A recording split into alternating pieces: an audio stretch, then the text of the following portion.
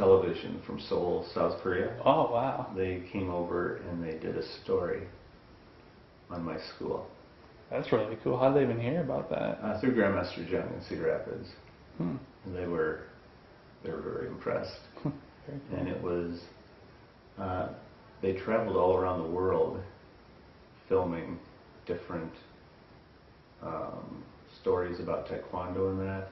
And they interviewed a lot of great people, you know. And they had probably 200 hours of film that they did, and then they put together a 1 hour show. And in Seoul, this show would be kind of like 20 or 60 minutes here, what we would watch. Okay. And that's what it was on there. And it was very interesting to watch the show because you'd be watching and you'd be seeing Olympians from around the world and people doing Taekwondo and all that.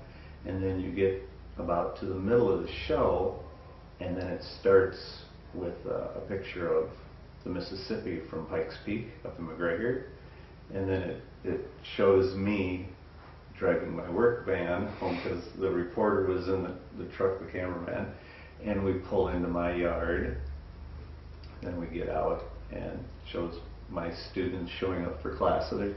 So it looks, you know, there was 7 minutes out of the 60-minute show was about me, and I always laugh. It looks like I had taped over a news show and put my little thing in there, but it was very humbling and really cool, and my students performed so well.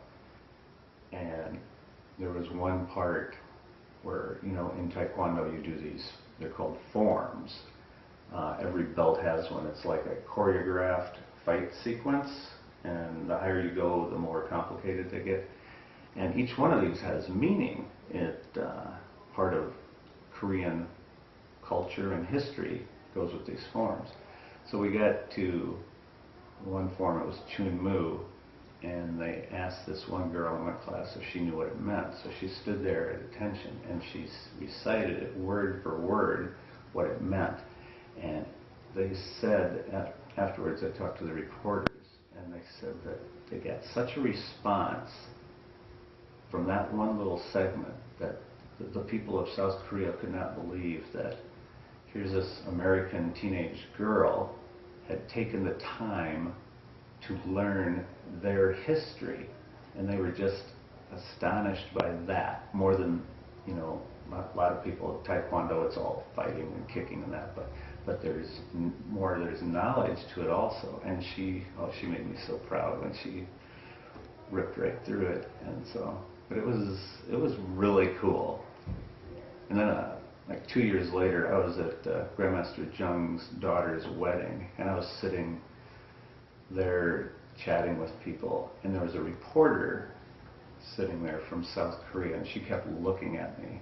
And finally she asked Master Jung, "Who's that?" And he said, and she goes, "Oh, I saw you on KBS television. That's where I knew you from." She had known me, but she didn't know where to place my face. So, and then I've had people, when we were in South Korea, a person came up to me in the airport and asked, she said, will you be Robert McDowell from Edgewood, Iowa? And I said, "Yes." "I saw you on TV." And then they just bowed to me and walked away. And I thought, wow, you know.